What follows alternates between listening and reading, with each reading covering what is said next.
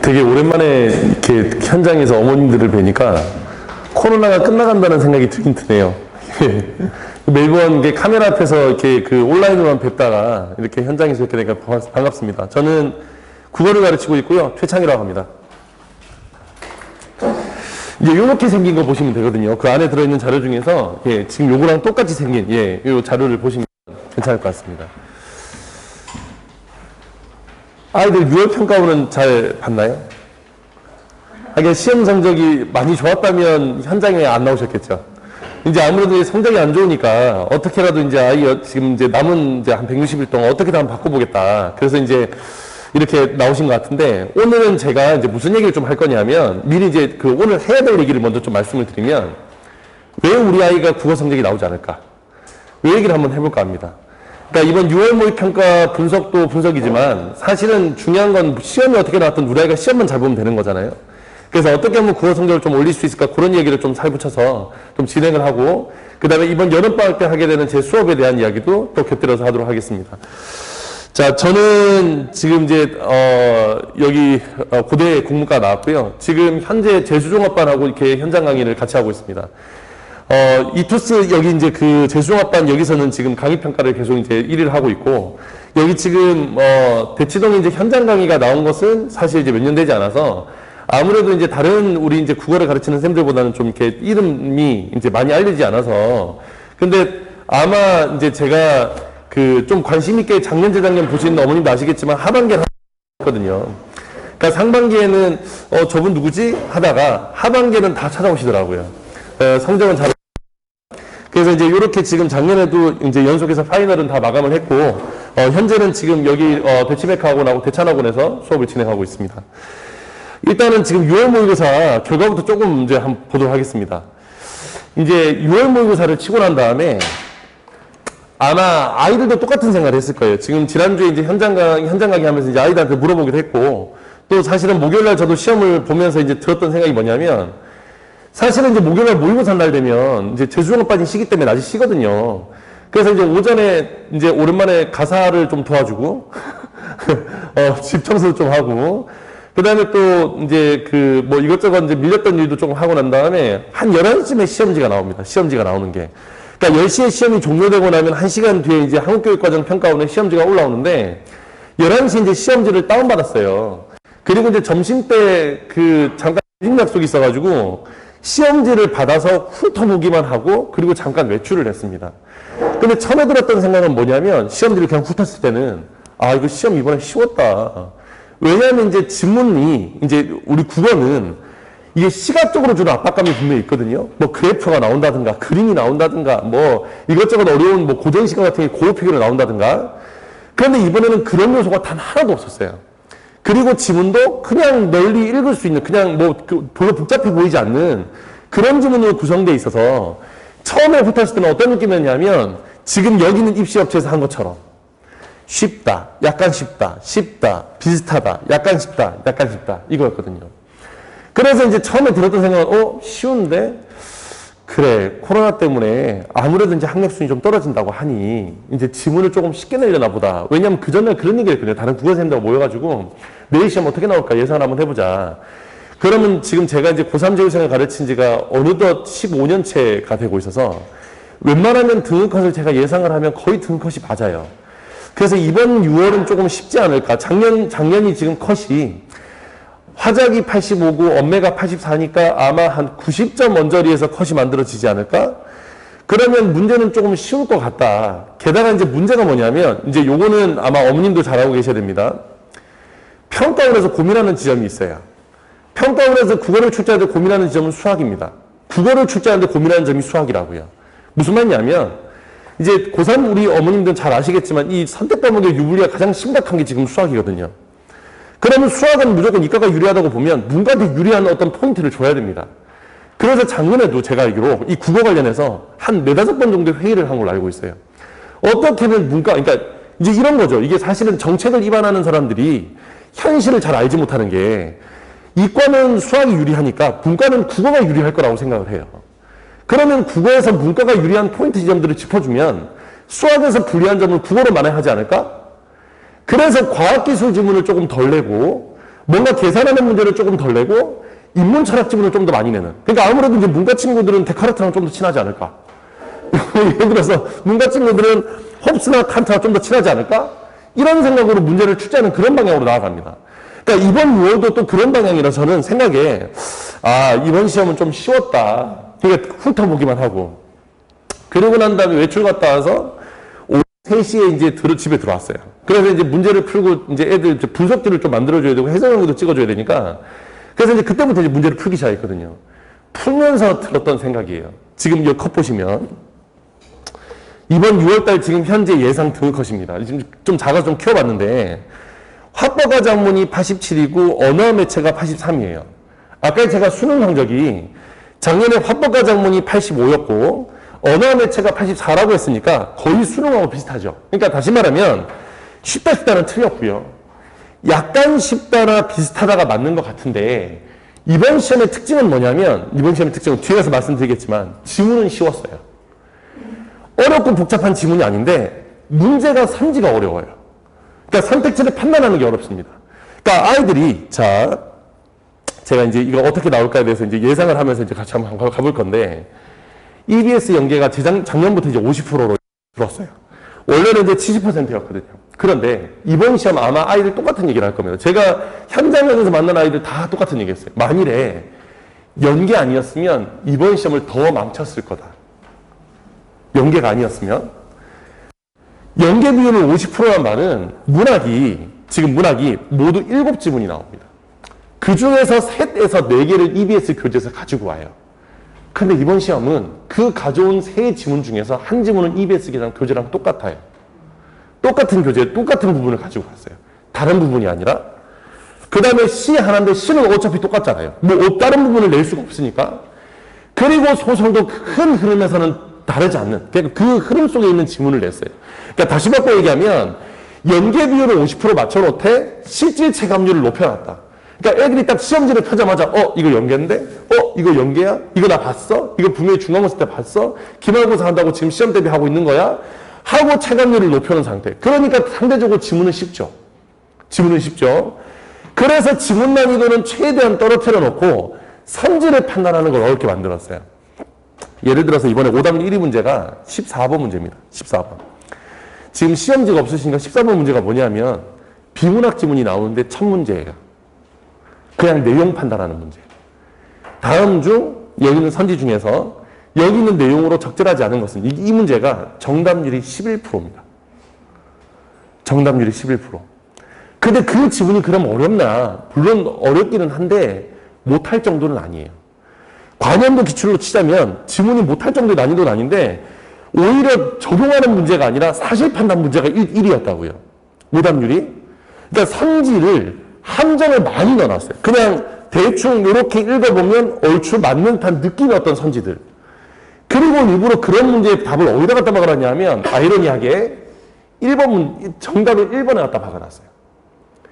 왜 이제 어머님들도 왜 이제 사지선다 오지선다 많이 풀어보셨죠, 그죠? 풀어보시면 알겠지만 1번이 얼추 그냥 맞는 느낌이면 보통 1번은 답이라고 생각하지 않습니다. 이번 우리 고3 친구들, 재수생 친구들한테 제가 야, 너네 시험 풀 때 이거 답 아니라고 해서 지웠지. 근데 그게 답인 게 몇 개가 있었지. 그러니까 이를테면 이런 거예요. 가장 안타까운 게 국어는 답이 2개라고 해요. 애들이 항상. 가장 오답 같은 정답과 정답 같은 오답이 2개가 있어요. 그러면 답을 하다가 3번하고 5번 둘 중에 하나 열심히 고민했어요. 그래서 3번을 찍었어요.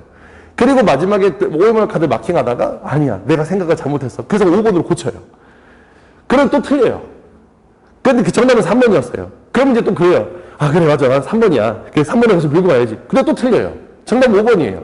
근데 그런 건 그래도 답에 근접했으니까 상관없는데 정답이 1번인 거예요.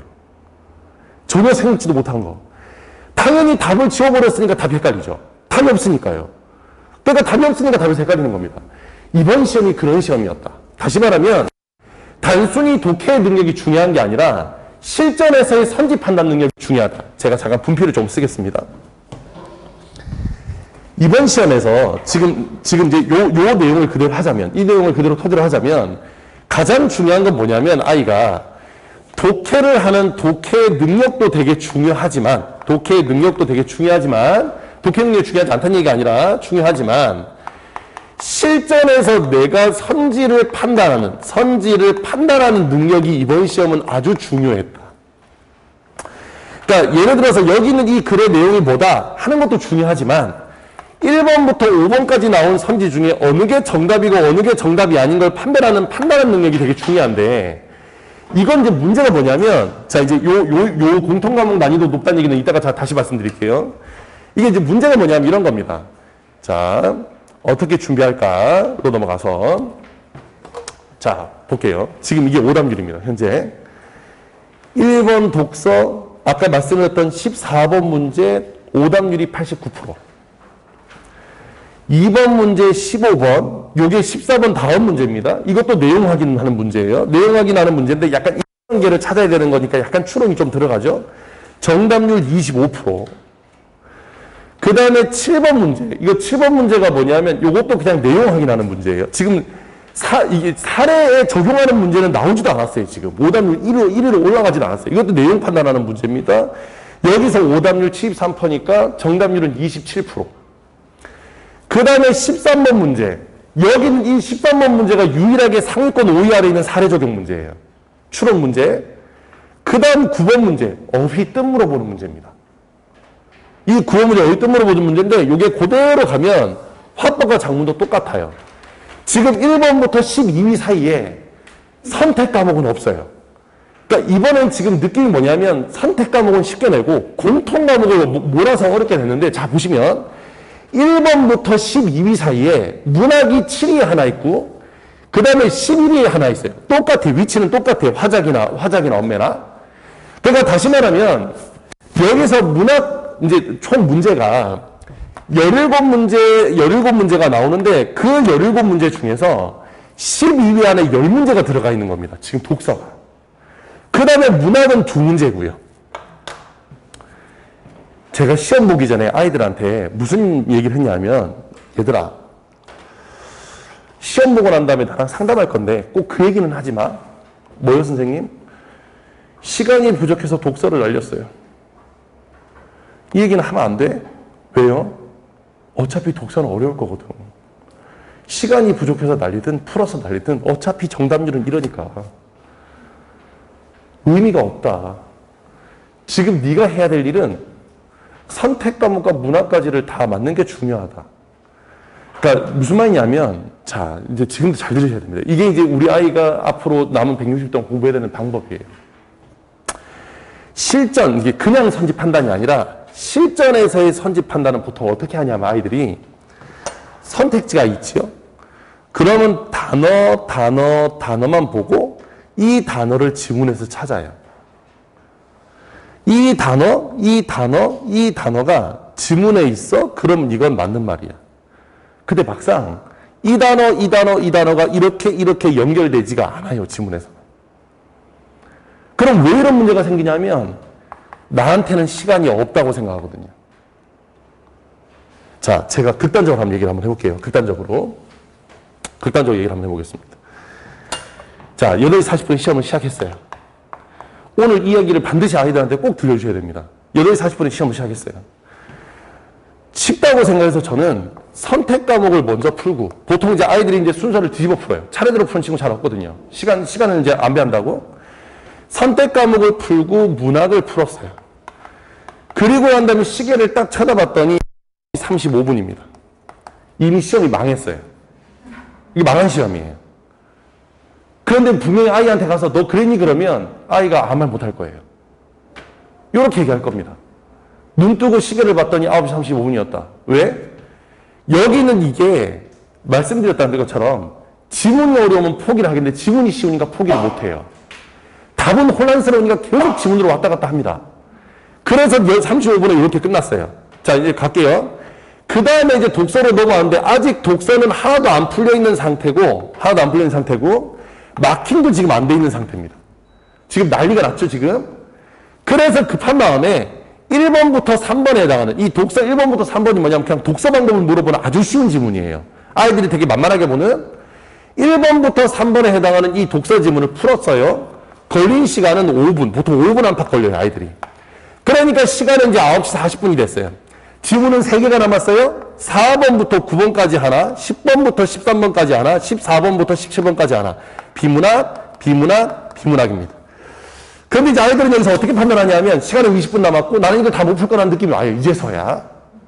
그러면 이제 여기서 이제 가장 흔한 선택이 뭐냐면 이 4번과 9번을 버리는 겁니다. 왜 버리냐? 지문이 길어요. 가나가 지문이 2개가 나와서. 그러니까 지문이 기니까 지문의 난이도하고 상관없이 그냥 버리는 겁니다. 자, 이제 여기 2지문 남았어요. 여기는 이 2지문 중에서 아무리 봐도 여기는 지금 요게 이번에 경제 지문이 나왔고 여기에 과학 지문이에요. 둘 다 만만치 않은데 아무래도 경제보다는 과학은 어떻게든 판단할 수 있을 것 같아라고 과학 지문을 건드렸어요. 그러고 나니까 시간을 9시, 이제 이거는 이제 자기는 자기 딴에 10분 안에 문제를 풀겠다고 생각하고 시작했는데 풀고 나니까 9시 55분인 거예요. 자, 2지문 못 풀었어야지. 근데 마킹은 안 돼 있는데 마킹을 지금 안 하면 안 되잖아요. 아니, 내년에 할 수 있는 건 아니잖아요, 마킹을. 그래서 마킹을 해요. 마킹을 하고 나면 9시 한 58분쯤 됩니다. 남은 시간은 2분 남았어요. 그러니까 여기서 급한 마음에 무슨 문제를 풀냐면 어휘 문제 2문제를 풀어요. 여기는 이 4번부터 9번에 맞아 9번 문제가 어휘 문제고요. 그 다음에 14번부터 17번이랑 혹은 10번부터 13번 요 둘 중에 마지막, 이번엔 17번이었는데 17번 끝에 어휘 문제가 하나 더 있어요. 단어 뜻 물어보는 문제. 이건 지문 독해하고 상관없으니까 어떻게든 맞출 수 있다고 생각을 해요. 그래서 어휘 2문제를 풀어서 시험은 끝났어요. 자, 그럼 이 아이의 지금부터 성적을 한번 알아보겠습니다. 이 아이가 지금 제가 하는 말을 제대로 잘 이해했다면 나올 수 있는 성적이 어떻게 되느냐. 자, 계산 한번 해볼게요. 문학은 모두 다 맞으면 38점입니다. 배점은 정해져 있는 거예요. 그 다음에 선택 과목을 다 맞으면 24점입니다. 그 다음에 여기서 1번부터 3번에 해당한 독서 문제 이거 다 풀면 7점입니다. 그럼 이렇게 하면 62점이고요. 이렇게 하면 69점이에요. 그 다음에 여기서 어휘 문제 2문제를 풀면, 저 어휘 문제 2문제를 풀었어요. 요걸 다 맞았다고 가정하면 이게 4점입니다. 그럼 73점이죠? 벌써 지금 우리 아이의 성적보다 위에 있을 수 있어요. 그죠? 벌써 지금 우리 아이의 성적보다 더 잘 나온 성적일 수 있어요. 이 73점이 벌써 이미 3등급 안으로 들어왔어요.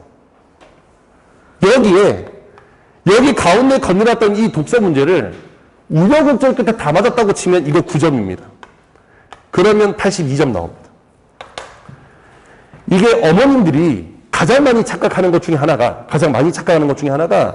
우리 아이의 성적은 시간이 안 나와서 그런 거라고 생각해요. 아이들도 똑같이 그렇게 생각해요. 시간이 안 나와서 우리 아이는 이번 시험을 망쳤어. 시간이 부족해서 2지문 이상을 못 풀었기 때문에 시험을 망했어. 자, 보세요. 지금 저는 2지문을 날렸어요. 뭐 날린다고 해서 그냥 날리진 않잖아요. 보통 한 번으로 찍죠? 3번으로, 보통 3번, 4번으로 몰빵하잖아요. 그죠? 이렇게 3번, 4번 몰빵하면 확률적으로 한두 개는 맞아요. 그런데 이번 시험에 정말 재수없게 3번이 단 하나도 없었다고 가정해 보겠습니다.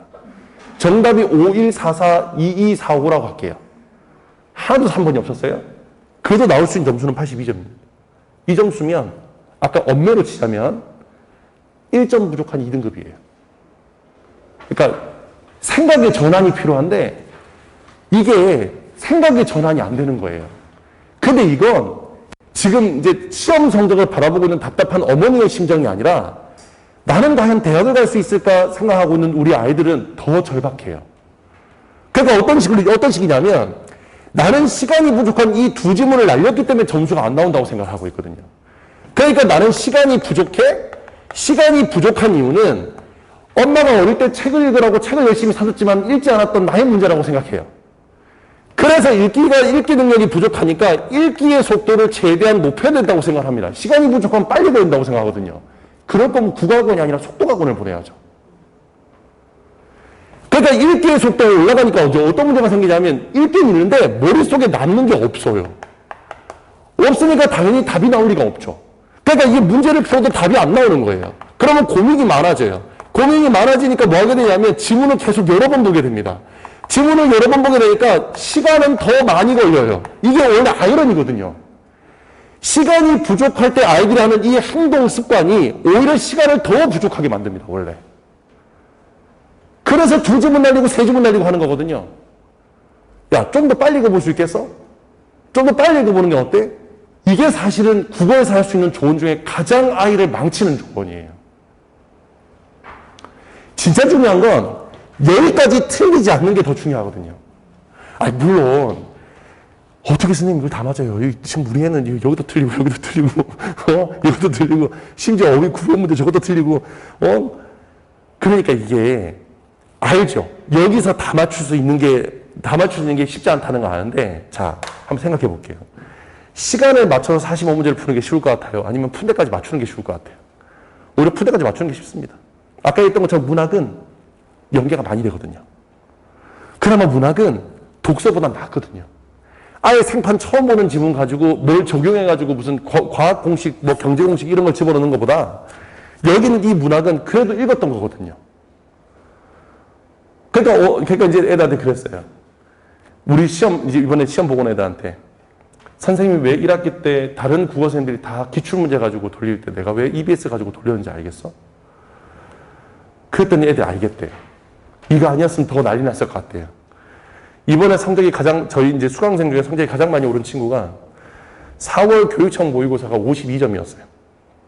완전 국어가 바닥인 친구죠. 이번에 6월 모의평가 성적이 77점이에요. 개가 천선했죠. 개가 천선이 아니죠. 환골 탈퇴했죠. 완전히 바뀌었죠. 그래서 아이가 무척 고마워해요. 77점이 나온 이유? 딴 거 없어요. 문학을 한 문제도 틀리지 않았습니다. 문학과 선택 과목을 하나도 틀리지 않으면 성적은 나와요. 그런 게 중요합니다. 자, 그래서, 이제 요 얘기를 이제 제가 덧붙여가지고 한번 가볼게요. 자, 지금 제가 드린 말씀입니다. 선택 과목과 문학을 일단 다 맞아야 고득점이 가능해요. 독서는 이게 있어야 독서가 좋지 않은 거예요. 비문학은. 이게 없으면 비문학은 아무런 의미가 없어요. 그나마 확률적으로 봤던 지문에 대한 문제를 푸는 게 안 본 지문을 가지고 문제를 푸는 것보다는 높겠죠. 그래서 지금 이제 다음 주면 수능 완성이 나옵니다. 지금 수능 특강이 원래대로 같았으면 지금쯤 끝나 있어야 돼요. 우리 자녀의 그 수능 특강이. 일단 집에 가셔서 그거부터 먼저 점검하셔야 돼요. 너 수능 특강은 다 풀었니? 이번에 연계가 많이 됐다는데, 연계가 많이 된 거, 연계가 돼서 되게 더 잘 나왔다는데, 연계가 된 거 너 알았니? 몰랐다고 하면 정말 슬픈 일이에요. 지문을 그대로 냈는데. 그러니까 이미 알고 문제를 풀었어야 되는데, 그러니까 이런 거죠. 문제를 맞고 틀리고 이전에 이 지문을 알고 있다는 자신감이 아이에게 좀 더 정답으로 가깝게끔 가게 합니다. 아예 처음 보는 지문 나와서 나 어떡하지 보단 나 그래도 이거 아는데. 물론 결론적으로 그 문제를 틀렸다 하더라도 다음번에 이거 고치면 되잖아요. 고치면. 근데 아예 아무것도 준비되어 있지 않으면 그것도 문제인 거예요.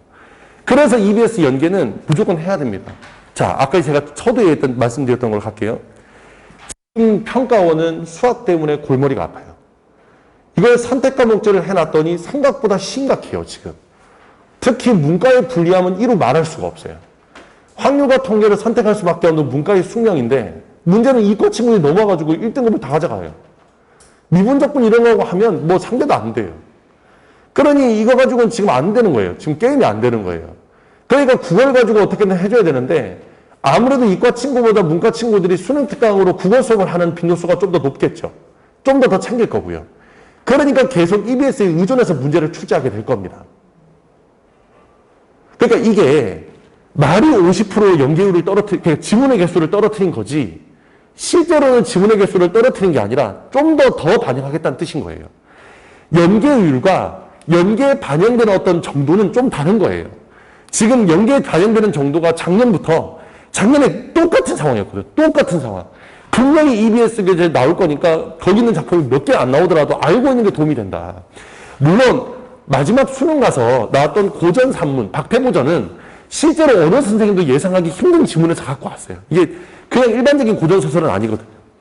그렇다 하더라도 박태모전을 읽었던 아이와 읽지 않았던 아이는 차이가 크거든요. 최소한 주인공이 누군지 알 테니까요. 그리고 여기서 메인 갈등이 뭔지 알 테니까요. 그 박태모전의 내용이 결국 장희빈과 숙종 사이, 그러니까 인연왕후하고 그 이야기를 다루고 있다는 걸 이미 알고 있다면 거기서 왜 그런 대화가 주고받는지 알고 있을 테니까요. 그래서 연계는 해야 되는 거예요. 그래서 EBS의 효율적 학습이라는 얘기를 드린 겁니다. 그래서 다른 건 몰라도 문학은 해야 된다. 독서는 몰라도 문학은 해야 된다. 문학은 할 수밖에 없다. EBS 교재 문학은 꼭 반드시 해야 된다. 정리를 어떤 식으로든 하고 넘어가야 된다. 언제까지 기출문제 3바퀴, 4바퀴 돌릴 수는 없다고요. 그러니까 기출문제를 회독하는 건 좋은 일이거든요. 당연히 수능을 보는 사람은 수능 기출문제를 풀어야죠. 그런데 그 회독이라는 게, 회독의 함정이 3번, 4번쯤 가면 답을 이미 다 알고 있고 지문 내용도 다 알고 있어요. 본인이 뭐 하는지도 모르고 그냥 시간만 때우고 있는 거예요. 내용을 확장해야 되는데 그러질 못해요. 그런데 그걸 선생님이 일일이 지도를 해주면 그걸 따라하면 좋겠는데 그걸 혼자서 공부하면 더 힘들어요. 그러니까 되도록이면 지문을 확장한다는 차원에서 EBS 교재는 풀긴 해야 되는 겁니다. 그래서 EBS 수능 특강을 좀 해야 된다. 그 다음 또 하나 더. 이제 우리가 지금 지난 3년간, 그래서 제가 우리 고3 애들한테 맨날 하는 얘기 있어요. 너네가 참 불쌍한 학년이다. 고등학교 올라가서 한 번도 고등학생임을 누리지 못하고 살았잖아요. 뭐 이를테면 소풍을 간다든가 수학여행을 간다든가 또 체육대회를 했다든가 학교에서 무슨 행사를 했다든가. 그나마 올해 들어와서 처음으로 학교를 정상적으로 나가고 있죠. 그것도 학기 초에는 단축 수업 한다고 이렇게 일찍 끝나고 수업도 일찍 해서 제대로 배운 것도 없는데. 그러니까 이제 문제는 그겁니다. 그러다 보니까 이제 1년에 치러지는 모의고사가 우리 서울시의 경우에 3번을 봐요. 1학년, 2학년 때. 그러니까 3월달 보고 9월달 보고 11월달 보고 3월달 보고 9월달 보고 11월달 보고. 근데 그 6번의 시험도 사실상 그 중에 한두 번은 학교 사정, 나나, 그러니까 우리 부모 입장에서 나나, 우리 남편, 우리 가족의 확진으로 애가 학교를 못 가, 아니면 애가 확진해서 학교를 못 가, 몸이 안 좋아서 모의고사를 안 봐, 모의고사 보기 싫다 해서 빼줬어. 그래서 실제로 모의고사 몇 번 안 봤어요. 그러니 아까 말씀드렸던 이런 실전적인 내용이 내가 어떻게 이걸 대처했다는 이런 게 전혀 없는 상태예요. 아이가 시간 분석도 지금 제대로 안 돼 있고 시간도 제대로 지금 어떻게 해야 될지 잘 몰라요. 그러니까 국어 문제를 어떻게 풀어야 되는 거 잘 모르고 그냥 읽고 풀고만 있어요. 습관이 전혀 없어요. 그래서 실전 모의고사를 통해서 실전 전략을 수립하는 게 중요한데 아마 1학기 때 뭐 여기 대치동에 있는 유명한 강사 선생님 수업을 보내면 대부분 다 이 모의고사를 껴요. 뭐 이감이네, 상상이네, 한수네, 뭐 바탕이네 이런 모의고사를 낍니다. 그걸 풀어라고 했는데 지금 집에 다 쌓여있죠. 연말 되면 당근마켓에 그렇게 올라옵니다. 간쓸게 나눔. 어르신들이 그런 생각하는데 도대체 간쓸게는 왜 나누는 걸까? 간쓸게가 뭔지 모르니까. 어머님들 간쓸게 뭔지 아시죠? 이감 모의사에서 나오는 주간학습지입니다. 그거 무료 나누면 안 돼요. 그러니까 이제 나이가 좀 지긋하신 분들은 도대체 간쓸게를 왜 무료로 나누나? 응? 그래서 제가 애들한테 그래요. 무료로 나눠줄 거 뭐하러 그러면 샀냐, 돈 주고. 집에 이렇게 쌓아놨을 거거든요, 분명히. 모의고사도 이렇게 쌓여있을 거거든요. 일주일에 한 번씩은 꼬박꼬박 모의고사 풀면서 실전 전략 연습을 해야 되는데 그런 연습이 제대로 안 돼 있어요. 그래서 하반기에는 이제 하반기에 모든 모의고사 업체가 다 파이널로 들어갑니다. 매주 하나씩 나와요. 오프라인으로 치자면 온라인 말고요. 이감도 매주 한 주씩 나오고 상상도 매주 한 장씩 나오고 바탕도 그렇고 한수도 그렇고 거의 뭐 늦어도 2, 3주에 하나씩은 나오니까 이걸 통해서 매주 실전 모의고사를 할 필요가 있어요. 그러니까 되도록이면 토요일이나 일요일 학교 안 가는 날 오전은 아이에게 모의고사를 풀도록 조금 양보를 해주시는 것도 좋습니다. 웬만하면 모의고사를 푸는 그 시간에 푸는 게 제일 좋겠죠. 물론 어머니 입장에서는 아이가 일찍 일어나서 공부하면 좋은데 애가 잘 안 일어나요. 그런데 애가 안 일어난다는 걸 계속 그런 식으로 방치를 해두시면 안 될 것 같아요.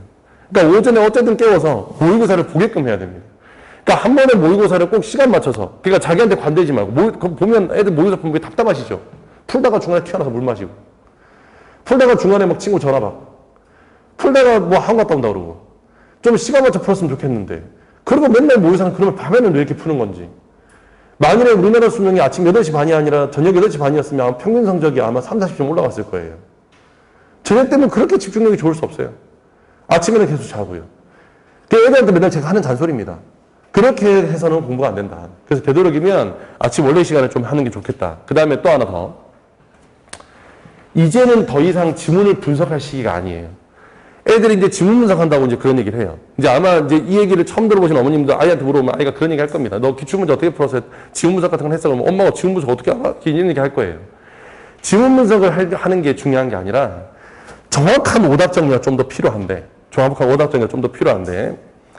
문제를 풀 때 되도록이면 선지를 판단할 때 거기는 그 선지의 내용을 정확히 지문에서 어디 있는지 하나하나 다 찾아가는 연습이 좀 필요합니다. 그러니까 무슨 말이냐면 그냥 여기는 이 지문의 구조가 어떻다 하는 것도 당연히 해야 되겠지만, 지금 이번 시험에, 이번 6월달에 우리한테 뭘 알려줬냐면, 야, 지문은 우리가 쉽게 내줄게.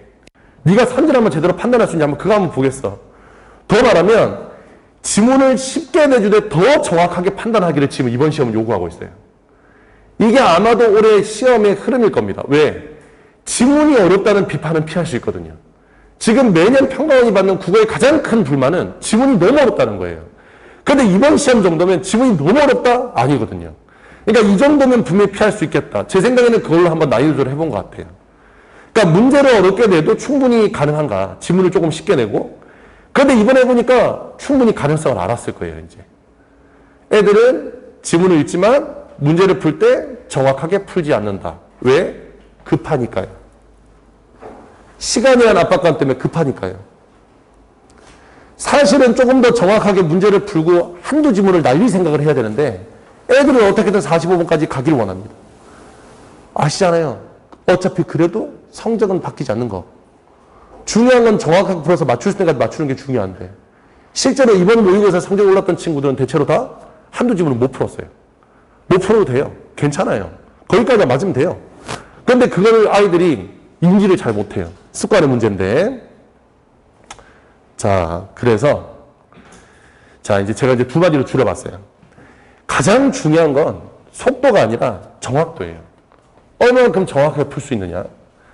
그러니까 스피드하게 푸는 게 중요한 게 아니라 하나하나 정확하게 푸는 게 중요합니다. 물론 아이들한테는 그 얘기를 하죠. 그렇다고 세워라 내워라 풀라는 얘기는 아니라 정확하게 푼다는 건 한 번 딱 읽고 문제를 풀 때 답이 두 개 나오지 않도록 만드는 거지 그냥 세워라 내워라 풀라는 건 아니다. 그래서 좀 더 정확하게 푸는 게 중요하다. 그 다음 또 중요한 거. 가장 필요한 것은 중요한 건 중요하지만 가장 필요한 건 노력이 아닙니다. 습관이죠. 우리 아이의 국어 성적이 잘 나오지 않는 이유. 가장 핵심적인 이유는 아이가 국어를 공부를 안 하기 때문도 있을 수 있죠. 그러니까 이제 답답한 마음에 학원 와가지고 어떤 수업이 있나 이제 한번 보고 아이가 어떻게든 저다 밀어넣어가지고 공부를 좀 시켜야 되겠다. 그래서 지금 오신 부모님도 계시죠. 지금 보시고 있는 부모님 중에서. 그런데 가장 중요한 건 습관이다. 문제를 풀 때 좀 더 정확하게 답을 찾아가는 습관이 중요하다. 정확하게 답을 찾고 정확하게 가고 하는 습관이 중요한데 너무 마음속으로는 끝까지 가고 싶어 해요. 그런 욕망이 오히려 아이를 망치게 됩니다. 자, 일단은 이제 제 수업 마지막에 제 수업 얘기를 좀 하자면 저는 지금 이번에 6월 평가원, 예, 저는 뭐 어쨌든 이번에 이렇게 적중했다 뭐 이런 얘기인데 아이들한테 이걸 안 올렸어요. 시험 직전에. 그래서 이제 여기 있는 지문을 꼭 보자, 했고 이게 매년 사실은 나올 수 있는 게 정해져 있기도 하고 또 이제 15년간 계속 이렇게 연구하다 보면 보이기도 보여요. 또 뭐 이런저런 정보도 있고요. 그래서 어쨌든 이번에 실제 배부자료 이렇게 나갔고 여기는 문학 세 지문은 다 맞았습니다. 그래서 이렇게 해서 아이들, 그래서 이제 이 자두사 같은 경우엔 지문이 그대로 나왔기 때문에 애들이 많이 좋았죠. 그 바람에 시간이 많이 단축됐으니까요. 그래서 이제 이렇게 지금 나갔습니다. 지금 이제 여름방학부터는 제가 이제 뭐 할 거냐 하면, 지금 이제 1학기 때 이제 어떻게 진행했냐면 1, 2월달은 기초 저도 했어요. 그리고 3월달, 4월달, 5월달, 6월달은 지금 계속 뭐 하고 있냐면 EBS 연계 교재를 정리하고 정리가 끝났어요. 애들하고 다 했어요, 저는. 그리고 이번에 나왔던 모든 지문을 다 수업 시간에 다뤘어요. 그 수많은 지문 중에서 선별해서 진행을 했거든요. 다는 못하니까. 그리고 이번에 나왔던 거 다 수업 시간에 다뤘어요. 아이들이 수업 시간에 했던 내용도 다 기억이 나는데요. 그래서 이렇게 해서 6월달까지 끝났고, 예, 끝났고. 그 다음에 이제 모의고사, 여기 이제 모의고사 풀이반을 이번 여름부터 이제 진행을 합니다. 예, 이번도 진행을 합니다. 그래서, 지금 여기 대치메카에서는 7월 17일부터 진행할 건데, 이제 수업이 이게 어떻게 진행되는 거냐면, 매년 이 수업이 마감이었거든요. 지금 모든 학원에서 이 수업을 깔면 다 마감이었어요. 이게 이제 어떻게 진행되냐면, 1시 반에 나오면, 아이랑 함께 모의사를 볼 겁니다, 직접. 집에서 봐보라 그러면, 안 봐도 그냥 시험지 딸랑딸랑 가지고 와요. 그래서 앉아가지고 수업을 듣는 둥 마는 둥 전혀 의미가 없죠. 그래서 항상 시험을 여기 나와서 같이 80분 동안 볼 거다. 제 감독하에. 왜냐하면 또 감독하고 있으면 아이들의 습성이 보이거든요, 지금. 아이가 어떤 분이 잘못했다는 거. 그래서 이렇게 하고 난 다음에 자연스럽게 시험을 같이 실시합니다. 그래서 시험을 실시해서 채점하고 휴식한 다음에 문학과 독서를 각각 문제를 풀고 질의응답 시간을 갖는 거예요. 그래서 그 질의응답 시간을 가질 때 아이의 그 습성에 관한 부분을 저랑 같이 1대1로 멘토링해서 진행을 합니다. 그래서 이제 가장 중요한 건 이 수업은 그래서 무작정 인원이 많지 않아요. 반 정원을 정해놨어요. 그래서 인식용으로 지금 반 정원 정해놓고 여기서 문제 푼 다음에 틀린 문제에 대한 오답 정리를 반드시 해서 보냅니다. 그냥 보내는 게 아니라 틀린 문제에 대한 오답 정리까지 다 마무리해서 제대로 오답 정리를 했는지 확인한 다음에 그렇게 보내는 거예요. 그래서 인원을 많이 잡지 않습니다, 저는. 제가 다 확인을 일일이 해야 되니까. 그래서 이제 간단한 질문들은 저희 종료에 가서 질문을 받을 거고, 그리고 이제 끝나고 난 다음에 그 질문이 다 끝나고 난 다음에 제대로 오답 정리했는지, 오늘은 뭐가 문제였는지, 네가 풀 때 신경 썼는지에 대해서는 저하고 마지막에 이제 멘토링을 하고, 그리고 이제 하원하기 때문에 수업은 1시 반에 시작을 해서 3시까지 이제 1시 반에 이렇게 시작을 하면 10분간 하고 3시에 시험이 끝나고 원래 5시경에 이제 수업이 끝나는데 아마 아이는 5시 반에서 6시 사이에 집으로 하원하게 될 겁니다. 그리고 이제 여기는 이 시험에 대한 건 매주 모의고사 성적표로 어머님한테 문자 갈 거고 시험 끝나자마자 바로 갈 거고요. 그 다음에 또 아이한테는 성적표를 들려서 보내줄 겁니다. 그 다음에 이제 요 수업은 모두 이제 복습이 가능하도 복습 동영상도 제공이 될 거고, 또 앞전에 지금 EBS 교재가 제대로 안 돼 있는 친구들을 위해서 EBS 수능 특강 문학 전지문 해설 강의를 무료로 이번 여름에 듣는 친구들은 무료로 아마 제공이 될 겁니다. 그래서 모의고사를 보고 그 중에 중요한 지문을 제가 찍어줄 거고, 이 모의고사에서 이 지문은 복습해야 돼. 그럼 그걸 가지고 수능 특강이나 수능 완성 지문을 보고 복습할 수 있도록 그렇게 진행할 겁니다. 그래서 간쓸개가 과제로 나갈 거고요. 간쓸개는 매주 오면 걷어서 그것도 미흡하면 남겨가지고 풀려서 보낼 겁니다. 이게 고3이라고 시간이 없다고 다른 학원 있다고 하긴 하는데 만일에 안 되면 다른 날이라도 부를 거예요. 어쨌든 과제를 해야 되니까. 이게 공부에 대한 학습 양도 충분히 돼야 되고, 뭐 습관도 습관이지만 양도 돼야 되는 거니까요. 그래서 이렇게 진행한다는 거 알고 계시면 되겠습니다. 그리고 이제 한 달에 한 번씩은 이 간쓸개를 제외하고 아이의 취약한 부분에 맞춰서 개별 취약 영역에 대한 문제집을 또 따로 제공해 줄 예정이에요. 그래서 철저하게 애들 관리한다. 지금 이게 17주간 연속주로 시작을 합니다. 여기는 이 이간 모의고사는 파이널 1, 파이널 2 합쳐서 17주거든요. 그래서 그러니까 17일부터 시작을 하면 17주 뒤에 종강을 하고요. 그 주 목요일 날 수능을 봅니다. 예, 수능 보는 그 전주까지 진행을 한다. 자, 그래서 이제 뭐 관리 시스템 이건 다 제가 말씀드렸으니까 그렇게 되고, 예. 그래서 이제 이렇게 저희가 홈페이지가 따로 있어서 제 인강 페이지가 따로 있습니다. 그래서 여기서 복습 동영상 이런 거 다 할 수 있도록 되어 있고요. 그 다음에 또 이게 성적표가 이런 식으로 나갑니다. 그래서 아이가 이제 어디가 취약하고 어떤 분이 어떻게 되는지 한눈에 보실 수 있도록 이렇게 문자 메시지와 종이로 해서 나간다. 자, 어쨌든 이번 여름 어떻게 보느냐가 되게 중요하긴 합니다. 특히나 앞전에 이제 뭐 이런 대형 강의 저런 강의 보내보셨겠지만 대형 강의 절대 관리 안 되고요. 아이가 하는 둥 마는 둥 할 거고요. 모의고사는 집에 쌓여있고 문제집도 집에 쌓여있고 아무것도 하지 않은 채 지금 시간이 이렇게 지나버렸어요. 남은 이제 160일간이라도 좀 철저하게 하려면 아무래도 좀 꼼꼼하게 관리해주는 수업을 들어야 되지 않을까 이런 생각도 들고요. 그리고 또 아까 말씀드렸던 것처럼 연계교재에 대한 부분, 그 다음에 모의고사를 좀 치는 부분은 저한테 수업을 안 보내주셔도 꼭 반드시 체크를 하셔야 될 겁니다. 그래야 이번 국어가 성패가 달려있으니까 아시죠? 어쨌든 문과든 이과든 국어 성적이 잘 나와야 대학을 잘 갈 수 있다.